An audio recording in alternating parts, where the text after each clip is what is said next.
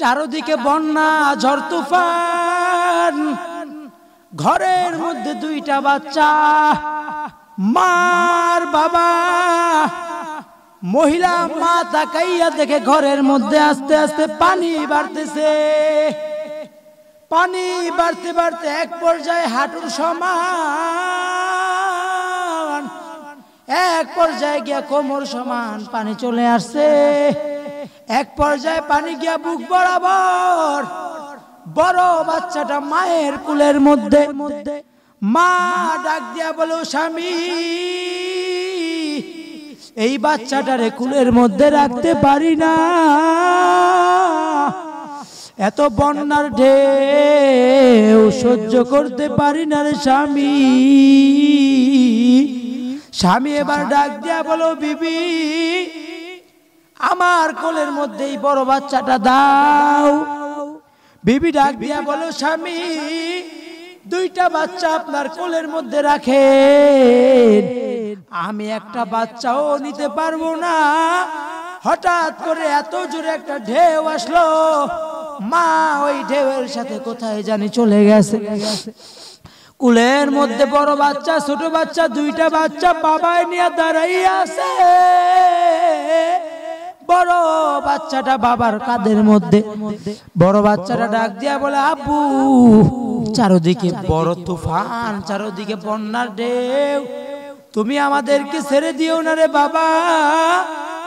এবার বাবা ডাক দিয়া বলে বড় বাচ্চাটাকে, আব্বু তুমি আমারে ছেড়ে দাও, আমি দাঁড়ায় থাকতে আর পারি না।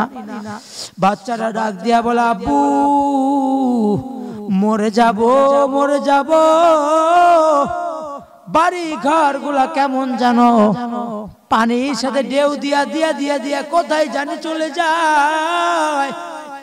কোথায় ওই ফেনীর বাড়ি ঘর, কোথায় ওই কুমিল্লার বাড়ি ঘর, খামার থেকে গরুগুলা কোথায় জানি চলে গেল। মুরগিগুলা জায়গার মধ্যে শেষ হয়ে গেছে রে যুবক। মানুষের লাশ গুলা বেশে বেশে যায়, কবর দেওয়ার মতো কোনো জায়গা নাই। এবার বড় বাচ্চা ডাক দিয়া বলে, আব্বু তুমি আমার ছাড়িও না, আমি পানির সাথে দূরে চলে যাব। বাবা বলে, হুজুর আমি বাচ্চাটাকে ধাক্কা মেরে পানির মধ্যে ফেলে দিলাম, এত জোরে একটা ঢেউ আসলো, আমার বাচ্চাটার ওই ঢেউয়ের সাথে কোথায় জানি নিয়ে গেল। হঠাৎ তাকাইয়া দেখি পানি বাড়তে বাড়তে আমার মুখ বরাবর পানি চলে আসছে।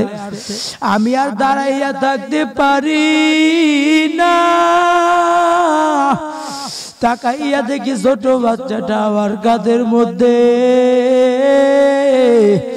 আমি ছোট বাচ্চাটারে ডাক দিয়া বললাম, আব্বু তুমিও আমারে ছেড়ে দাও। আমার ছোট বাচ্চাটা ডাক দিয়া বলে, বাবা মরে যাব, তারপরেও তোমারে ছাড়বো না। ছোট বাচ্চাটা বাবার গলার মধ্যে জড়ায়া রাখছে। লোকটা বলে, হুজুর আমি বাচ্চার হাতের মধ্যে একটা কামড় দিয়া দিলাম, আমি আমার বাচ্চার হাতের মধ্যে একটা কামড় দিয়া দিলাম, এত জোরে কামড়টা দিলাম, তাকাইয়া দেখি বাচ্চার হাত দিয়া রক্ত বের হয়ে গেছে। হঠাৎ করে আমার বাচ্চাও আমার ছেড়ে দিল। আমি সাঁতরাইয়া একটা পাড়ে গিয়া উঠে গেলাম। এমন করিয়া বন্যা চললো 2 দিন, 3 দিন, 5 দিন। বন্যা শেষ হয়ে গেল। এক এলাকার মানুষ আরেক এলাকার মধ্যে দৌড়াদৌড়ি, কেমন যেন সবাই সবার আত্মীয় স্বজনের লাশগুলা খুঁজতেছে।